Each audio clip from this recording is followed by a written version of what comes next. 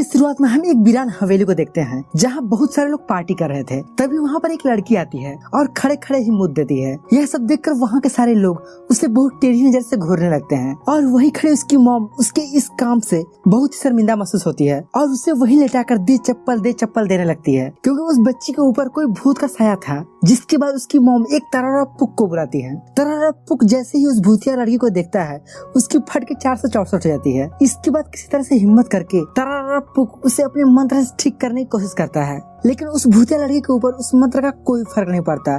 उल्टा उसके सर पर हवा सवार हो जाती है और वह तरारा पुक को ही गंदे गंदे इशारे करने लगती है। यह देखकर तरारा पुक भी उसे आंख मारता है और उसे इशारे करते हुए कहता है, मैं तुम्हें उल्टा लिटा कर लूंगा। यह सुनकर उस भूतनी लड़की को उस पर बहुत गुस्सा आता है, जिससे वह तरारा पुक के ऊपर ही उल्टी कर देती है। जिसके बाद तीनों एक दूसरे के ऊपर उल्टी खेलते हैं और नहा धोने के बाद फिर से मंत्रों का जाप शुरू होता है। लेकिन इसके बावजूद भूतिया लड़की हंसते हुए कहती है, तेरी माँ को चुकंदर मारूं। ये सुनते ही ओम तरारा पुक को उस पर बहुत गुस्सा आ जाता है और वह तुरंत उसे शूट कर देता है। इसके बाद सीन शिफ्ट होता है जहाँ हमें एक साल बाद का सीन दिखाया जाता है, जहाँ हम कॉलेज में पप्पू प्रोफेसर को देखते हैं, जिसके पास भड़ुआ भाई एक फाइल लेकर आता है जिनमें कुछ बच्चों की लिस्ट थी जो कि मौत को छूकर टक्कर से वापस आ गए थे। और यही हमें पता चलता है कि पप्पू प्रोफेसर और भड़ुआ भाई का कुछ और ही मकसद है। दरअसल वो भूतिया हवेली को भूतों को फिर से जगाना चाहते हैं, जिससे उनका नाम इतिहास के पन्नों में छप जाए। इसके बाद पप्पू प्रोफेसर उन सभी बच्चों से मिलता है जिन्हें उसने इस काम के लिए चुना था और उनसे झूठ बोलता है कि तुम लोगों को एक बीमारी के ऊपर रिसर्च करना है, जिसके लिए तुम सभी को एक हवेली में 7 दिन तक रहना होगा। अब सबसे पहले उस हवेली में लौड़ी बम पहुँच जाती है और हवेली के अंदर जाते ही एक तोता को देखकर लौड़ी बम कहती है, हाय छोटू क्या हाल है। लेकिन वह तोता बहुत ही बड़ा लड़कीबाज था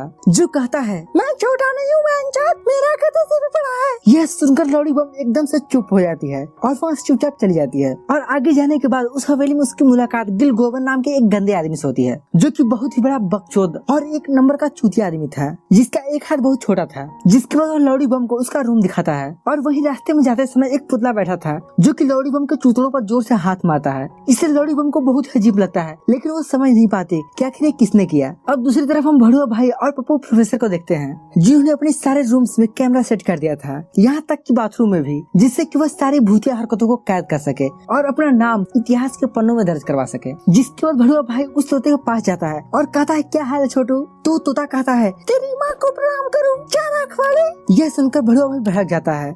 तभी वहाँ पर झरमुंडा आता है और उसे भड़कते हुए देख कहता है, अरे यार ये तो एक पंछी है, इससे क्या बहस करना। जिसके बाद तोते से कहता है, क्या हाल है छोटू, क्या खाएगा तू। इस पर तोता कहता, तेरी माँ के चुकाऊंगा झरमुंडा साले। यह सुनकर झरमुंडा को गुस्सा आ जाता है और कहता है, तू मेरी माँ को नहीं जानता साले। तो तोता कहता है, अच्छी तरह से जानता हूँ तेरी माँ को, क्योंकि मैं कल रात तेरी मौका ही ले रहा था। यह सुनकर झरमुंडा गुस्सा आ जाता है और कहता है, साले तोते मैं तुम्हें नहीं छोड़ूंगा। जिस पर तोता कहता है, तू क्या छोड़ेगा बहनचोद, मुझे बस एक बार बाहर निकाल, मैं किसी को भी नहीं छोड़ूंगा। इसके बाद सारे स्टूडेंट भूतिया हवेली में पहुँच जाते हैं जहाँ सभी लोग डाइनिंग टेबल पर बैठे होते हैं। तभी वहाँ पर पिलक्कड़ रानी आती है और कहती है, सभी लोग बैठे ही रहोगे या मुझे बैठने के लिए अपना खड़ा भी करोगे। जिसके बाद 2-3 लड़के अपना कुर्सी उसके सामने भेज देते हैं, यहाँ तक कि भड़ुआ भाई भी। और कुछ टाइम बाद गिलगोबर अपने गंदे गंदे हाथों से खाना देने लगता है और उस बकचोद साले के खाने देने के तरीके से सारे लोग भड़क उठते हैं और बिना खाना खाए ही वहाँ से चले जाते हैं। इसके बाद रात को लौड़ी बम को कुछ डरावनी आवाज सुनाई देती है, जिसको देखने के लिए वो बाहर आती है।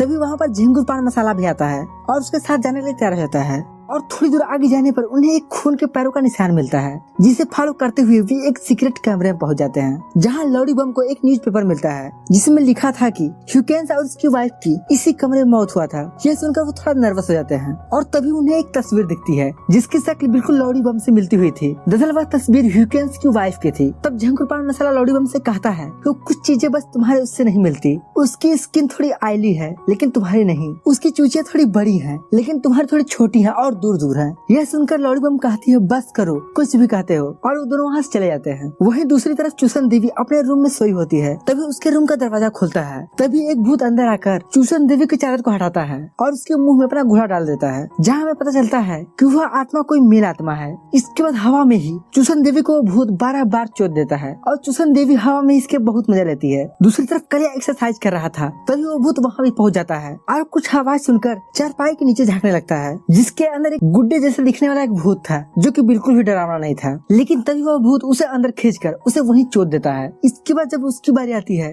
तो वो भूत वहाँ से भागने लगता है, लेकिन काले उसे बेड के नीचे खींचकर अपने गधे का उसको जूतों में घुसेड़ देता है। वही दूसरी तरफ पप्पू प्रोफेसर एक तरह खाने में जाता है और भड़ुआ भाई से उस भूत के बारे में कुछ सीक्रेट बातें करने लगता है। वही पप्पू प्रोफेसर को फॉलो करते हुए झिंगुर पान मसाला भी वहाँ आ जाता है और वह उनकी सीक्रेट बातों को सुन लेता है और वह भागते हुए अपने दोस्तों के पास आता है और बताता है कि हम लोग फंस चुके हैं क्योंकि इस घर में भूत है। इसके बाद सभी दोस्त वहाँ से भागने की बात करते हैं। तब झिंगुर पान मसाला उनसे कहता है कर यार हम लोग यहाँ से भाग नहीं सकते क्योंकि यहाँ के सारे दरवाजे लॉक कर दिए गए हैं। वही दूसरी तरफ लौटते समय प्रोफेसर को एक लड़की का भूत दिखता है जिसे देखकर पप्पू प्रोफेसर बहुत खुश रहता है और मटक मटक के उसके पास जाने लगता है। वह सोचता है कि आज जरूर बाजा बजाऊंगा, लेकिन वो जैसे उस भूतिया लड़की का चेहरा देखता है तो उसकी फट के 400 चौसठ जाती है। इसके बाद पप्पू प्रोफेसर मारा जाता है और उस प्रोफेसर के चिल्लाने की आवाज सुनकर सारे लड़के एक रूम में इकट्ठा होते हैं और दौड़ते हुए भड़ुआ भाई के लैब में पहुंचते हैं, जहाँ भड़ुआ भाई उनसे कहता है इस भूत को खत्म करने के लिए अब हमें ही आगे कदम बढ़ाना होगा। इसके बाद भड़ुआ भाई उन सबको एक इलेक्ट्रिक बंदूक देता है जिससे मक्खी भी ना मरे और कहता है कि इन बंदूक को संभाल कर यूज करना, लेकिन ये महाचूतियों की फौज इनसे ही खेलने लग जाती है। वही दूसरी तरफ झिंगुर पान मसाला और लौड़ी बम भ्रमण करते हुए एक वीरान सी जगह पहुंच जाते हैं, जहाँ लौड़ी बम कहती है शायद यही रास्ता है जो हमें बाहर निकल सकता है। और लौड़ी बम जैसी दरवाजा खोलती है वहाँ एक नर कंकाल का आत्मा जाया जाता है। यह देखकर लौड़ी बम की फटकर हाथ में आती है और वह चिल्लाते हुए मिरेंडा के पास पहुंच जाती है